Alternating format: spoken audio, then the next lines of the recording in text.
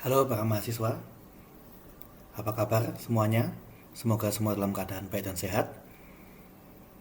Tak terasa kita sudah cukup lama kita tidak bertemu dalam perkuliahan tatap muka alias perkuliahan daring atau online dikarenakan pandemi COVID-19 dan sepertinya ini masih belum mereda dalam waktu dekat sehingga pada tahun ajaran baru ini 2020-2021 untuk yang semester ganjil, kita sepertinya masih harus memulai lagi dengan pembelajaran daring.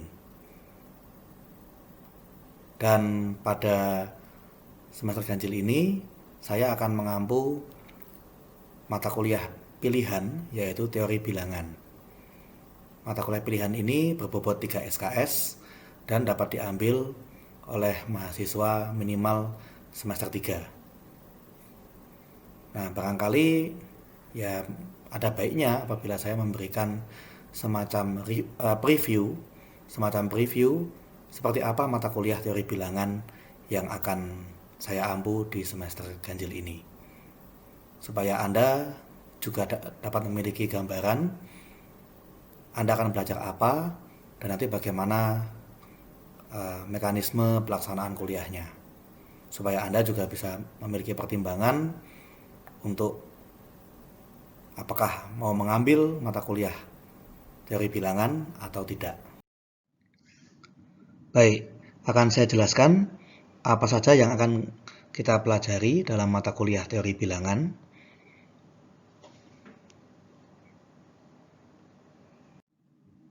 Nah, mula-mula saya memberikan dulu gambaran umum perkuliahannya. Mata kuliah teori bilangan ini prasyaratnya adalah mata kuliah landasan matematika, yang mana itu sudah Anda pelajari di semester 1. Artinya mata kuliah ini sudah bisa diambil oleh mahasiswa minimal semester 3. Nah, sebenarnya teori bilangan ini juga berhubungan dengan aljabar, yaitu dengan teori grup dan juga teori gelanggang dan lapangan. Tetapi itu bukan suatu prasyarat mutlak. Kalau Anda mahasiswa semester 5 ke atas yang sudah mengambil mata kuliah teori grup dan teori gelanggang, Anda akan lebih mudah dalam mempelajari mata kuliah teori bilangan ini. Tetapi pada prinsipnya mata kuliah ini bisa dipelajari meskipun Anda belum mengambil dua mata kuliah tersebut. Lalu untuk bukunya, saya ingin menggunakan bukunya William Stein yang berjudul Elementary Number Theory, Primes, Congruence, Secrets, A Computational Approach. Nah, buku ini baiknya, ya William Stein ini orangnya cukup baik. Dia di website pribadinya, dia memperbolehkan kita untuk mengunduh, download secara gratis dan legal versi digitalnya, versi e-booknya. Jadi Anda bisa akses alamat websitenya wstein.org/books/ent dan Anda bisa mendapatkan e-booknya secara gratis dan juga legal. Kalau Anda membeli langsung di penerbitnya, saya rasa harganya bisa sekian ratus ribu. Nah, untuk penilaiannya, saya rasa ini untuk masalah pilihan, saya buat lebih simpel saja. Saya hanya akan mengadakan 2 kali ujian, UTS dan UAS, masing-masing 35% bobotnya. Dan untuk tugas adalah sisanya, yaitu 30%. Nah, kemudian yang menjadi tujuan pembelajaran itu diantaranya adalah supaya kalian dapat memahami konsep-konsep dalam teori bilangan, khususnya yang berkaitan dengan bilangan prima dan kongruensi modulo M. Mungkin Anda sudah pernah mengenal istilah itu di mata kuliah landasan atau mungkin matematika diskrit. Kita akan memperdalam hal itu dan juga Anda dapat menyelesaikan masalah-masalah yang menggunakan teori bilangan dan kemudian juga Anda bisa cukup mahir dalam melakukan komputasi teori bilangan, baik secara manual atau maupun dengan menggunakan perangkat lunak. Nah, di sini saya juga punya satu buah hidden agenda, agenda tersembunyi, ya, karena sebenarnya ini tidak wajib masuk dalam silabus, ya, yaitu saya ingin memperkenalkan penerapan dari teori bilangan pada bidang kriptografi atau teknik persandian. Jadi di sini harapannya Anda juga dapat menerapkan teori bilangan dalam kriptografi.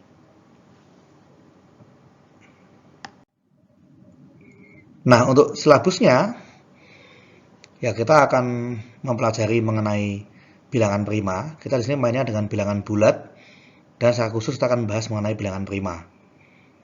Kita tidak berbicara mengenai bilangan real atau kompleks. Kita bicara dari bilangan bulat, lalu kita bermain dengan bilangan prima, kita kemudian bermain juga dengan faktorisasi prima, kemudian FPB, algoritma Euclid, dan lain-lain. Lalu untuk bab berikutnya adalah materi mengenai gelanggang bilangan bulat modulo n, atau yang disimbolkan dengan Zn. Kalau Anda sudah mempelajari teori grup dan gelanggang, pasti Anda sudah familiar dengan itu. Nah, kita akan mempelajari mengenai persamaan modulo n, kemudian teorema sisa Cina, lalu juga ada inverse dan perpangkatan modulo n. Nah, ini materi yang kalau Anda sudah belajar teori grup dan gelanggang, Anda mungkin akan lebih cepat memahami materi ini. Tapi saya bisa menjelaskannya tanpa harus menggunakan grup atau gelanggang. Nah, kemudian agenda saya yaitu menunjukkan di mana penerapannya teori bilangan dalam kriptografi. Jadi supaya Anda itu selama ini kan banyak belajar matematika murni, ya, supaya Anda juga punya wawasan di mana matematika murni ini dapat diterapkan di bidang lain. Dan ini juga merupakan salah satu istilahnya apa ya, area yang juga cukup menarik, ya, yaitu mengenai cyber security, keamanan siber, ya, atau keamanan di dunia digital. Dan ternyata algoritma-algoritma yang dipakai itu banyak yang menggunakan teori bilangan. Jadi nanti ada Sandy Cesar, Sandy Hill, lalu Diffie-Hellman, dan juga sistem RSA. Nah, tentunya harapannya juga kalau kita masih punya waktu, juga mungkin kita belajar sedikit mengenai komputasinya menggunakan perangkat Sage atau Coqcalc. Ini dapat diakses juga secara gratis dan online, ya. Anda tinggal membuat akun, nanti Anda bisa mengakses dan bisa melakukan komputasi selama ada koneksi internet. Ya, tapi itu kalau memungkinkan, ya. Artinya pada prinsipnya 3 bab pertama ini yang akan ditekankan. Nah, lalu mungkin kalau gambaran mengenai soal-soalnya seperti bagaimana, ya. Nah, ini contohnya, misalkan tentukan semua angka tahun di abad 21 yang merupakan bilangan prima. Kalau misalkan bilangannya kecil, mungkin Anda mudah untuk menentukan dia prima atau tidak. Tapi bagaimana kalau angkanya 2000 sekian? Lalu juga untuk soal teorema sisa Cina, ini ada soal semacam teka-teki, begitu ya. Dan ini mungkin juga sering muncul di soal-soal untuk olimpiade. Nah, di sini ada teka-teki. Seorang dosen dari Prodi Matematika Sanata Dharma memberikan pernyataan sebagai berikut. Saya lahir setelah Indonesia merdeka, lalu kalau tahun kelahiran saya dibagi 7, sisanya 4. Tetapi jika dibagi dengan 11, akan bersisa 2. Nah, lalu tentukan tahun berapa dosen tersebut lahir dan siapakah dia. Saya beri petunjuk, dia bukan saya. Lalu juga ada soal seperti, ya, misalkan tentukan solusi dari persamaan, ya, sekian X tambah sekian sama dengan sekian modulo sekian. Semacam itu. Lalu juga mungkin ada misalkan tentukan 2 angka terakhir dari 7 pangkat 2020 tambah 11 pangkat 2020. Ya, ini soal-soal yang mungkin sering keluar di Olimpiade SMA. Nah, di sini kita akan mempelajari bagaimana metode untuk mengkomputasikannya. Nah, kemudian juga ini yang berhubungan dengan kriptografi, ini soal sederhana, yaitu sistem sandi Caesar yang prinsipnya adalah menggeser alfabet. Nah, kita diberikan sebuah sandi yang tentunya ini sangat tidak dapat dibaca begitu, tetapi sebenarnya melambangkan suatu pesan asli. Nah, kita akan belajar bagaimana kita bisa memecahkan suatu kode atau suatu sandi.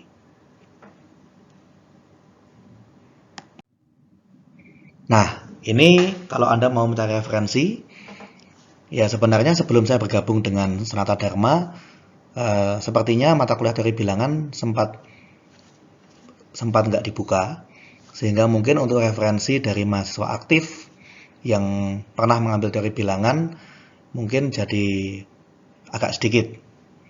Nah, tahun lalu itu kebetulan yang mengambil pas 11 mahasiswa. Jadi saya punya sebuah kesebelasan teori bilangan. Ya, ini fotonya, foto mereka waktu line up, dan mungkin Anda juga familiar dengan wajah-wajah mereka. Jadi kalau Anda mau mencari referensi dari tahun lalu, Anda bisa bertanya pada mereka.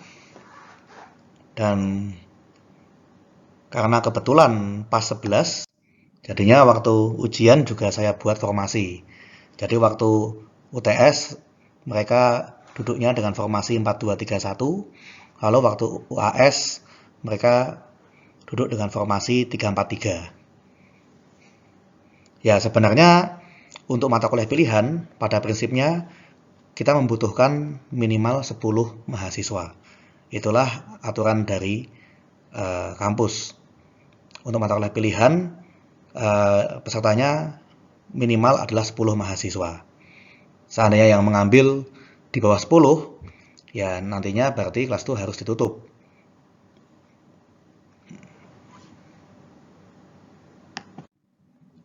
Nah, kemudian tahun lalu saya juga mengadakan suatu kegiatan penunjang, yaitu kunjungan ke Museum Sandi.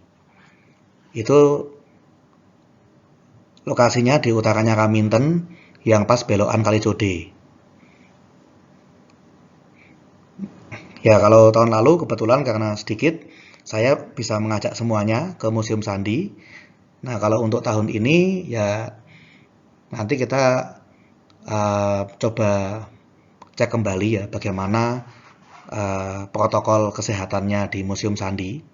Karena mestinya kalaupun buka, mereka akan membatasi pengunjung yang bisa hadir. Sehingga mungkin seandainya nanti yang mengambil cukup banyak, ya kita harus dibagi dalam beberapa shift. Tidak bisa semuanya masuk. Tapi saya mengusahakan kalau memang kondisinya memungkinkan dan aman, pasti akan ada kunjungan ke Museum Sandi. Ya, jadi itu preview dari mata kuliah teori bilangan. Semoga preview tadi cukup dapat memberi Anda gambaran seperti apa mata kuliah teori bilangan yang akan dibuka pada semester ini. Ya, tentunya sesuai dengan yang saya bilang tadi, saya butuh 10 pemain. Tetapi ya itu juga kembali pada Anda sendiri, apakah Anda memang ingin mengambil atau tidak. Karena juga pada akhirnya itu adalah hak kalian untuk mengambil mata kuliah pilihan. Jika memang nanti yang mengambil tidak sampai 10, ya sudah, kelasnya ditutup. Dan berarti beban saya menjadi lebih ringan 3 SKS. Tapi seandainya mengambil ya minimal 10, ya saya dengan senang hati akan mengajar kalian semua. Ya, jadi supaya Anda juga tidak perlu katakanlah mencoba-coba dulu. Jadi Anda sudah punya gambaran seperti apa mata kuliahnya dan Anda dapat menentukan pilihan. Saya rasa demikian, terima kasih. Ya, semoga video ini bermanfaat.